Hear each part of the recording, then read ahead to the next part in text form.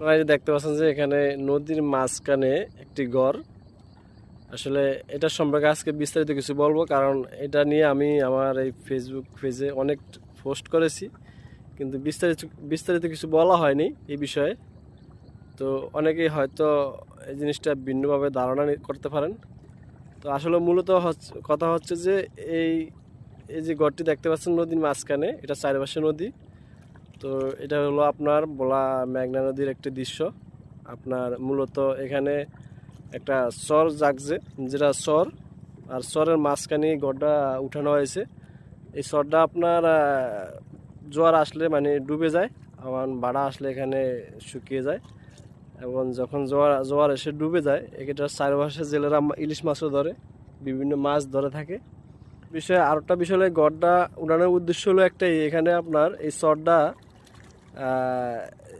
যখনই বাড়ায় শুকিয়ে যায়, যাওয়ার পর এখানে ঘাস আছে, আপনার বয়স গরু বিভিন্ন আইটেমের ঘাস আছে। তো মূলত বয়সের জন্যই, বয়স রাখার জন্য, বয়স ফালার জন্য, বয়সকে ঘাস খাওয়ার জন্য, এছাড়া বিকল্প কিছু না। আর এই যে এখানে দেখতে পাচ্ছেন সেম বরাবর এখানে আরেকটা ঘর আছে। এই ঘরটাতে সানি নেই, এই যে এখানে একটা ঘর দেখতে পাচ্ছেন।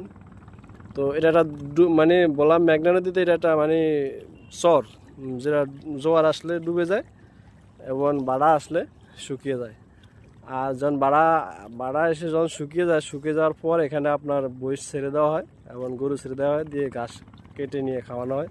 যখন এখন তো বর্ষার সিজন, যখন বর্ষা শেষ হওয়ার পর যখন শীতের মৌসুম আসে, অথবা চৈত্র বৈশাখ মাস, এই সময়টা আপনার এখানে বৈশ মূলত এখানেই রাখে।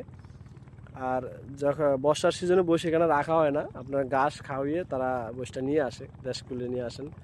এই যে এখানে দেখতে পাচ্ছেন, এই যে এই বৈশ নামিয়ে দেন, নদীতে নামিয়ে দিয়া আপনার বাসিয়ে নিয়ে আসেন। আর যখন এই চৈত্র বৈশাখ জ্যৈষ্ঠ বা আশ্বিন কার্তিক মাস, তখন এখানে আর আনা লাগে না, কারণ এখানে চরটা আপনার যেমন একটা ডোবে না, তখন পানি একটু কম হয়। এখন তো বর্ষার সিজনে পানি অনেকটাই বেশি হয়। মূলত এক কথা বলতে গেলে আপনার এটার চারপাশে আপনার বর্ষার সিজনে ইলিশ মাছ ধরা হয়। যেমন যখন জোয়ার এসে ডুবে যায়, বিভিন্ন জেলেরা বিভিন্ন আইটেমের জাল দিয়ে বিভিন্ন ধরনের মাছ ধরা হয়, সব ধরনের মাছ এখানে ধরে। তো এটাই হলো মেন বিষয়। আমি আজকে এই পোস্টটি করার উদ্দেশ্য হলো একটাই, যে আমার এই পেজে এই গড়টা নিয়ে আমি অনেক ফটো বা অনেক রিলস আপলোড করেছি, অনেক অনেক কিছু আপলোড করেছি, কিন্তু বিস্তারিত কিছু বলা হয় নাই। সেজন্যই মূলত আমি আজকের এই ভিডিওটা বিস্তারিত মানে আপনাদের মাঝে তুলে ধরলাম।